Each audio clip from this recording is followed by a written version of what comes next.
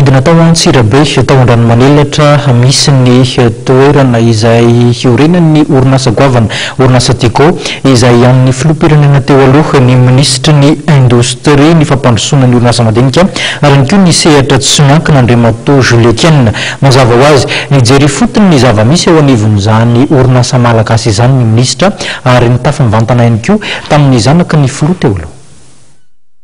Nitsidika ny orinasa Tico eny Andranomanilatra Antsirabe ny ministry ny indostria sy ny fampandrosoana ny orinasa madinika sy ny sehatra tsy miankina Andriamatoa Julietienne nomaly alakamisy.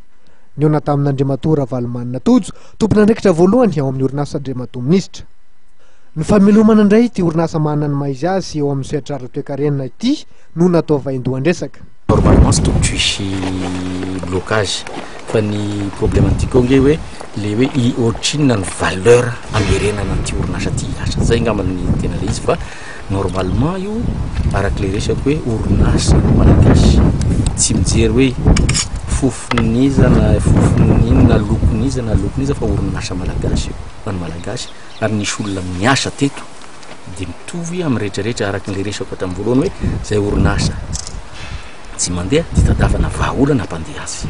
Nakasitraka ny finiava ministera-piasy sy ny politika faninarenana ny orinasa malagasy Andriamatoa Ravalomanina Tojo.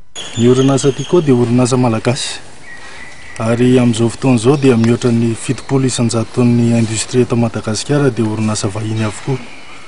Ary ny orinasa Tico dia namokatra sakafo an'ny malagasy ary dia tsy fidino anazy no ninjehana sy ny dorana ary tsy navelany asa nandritra ny taona izay.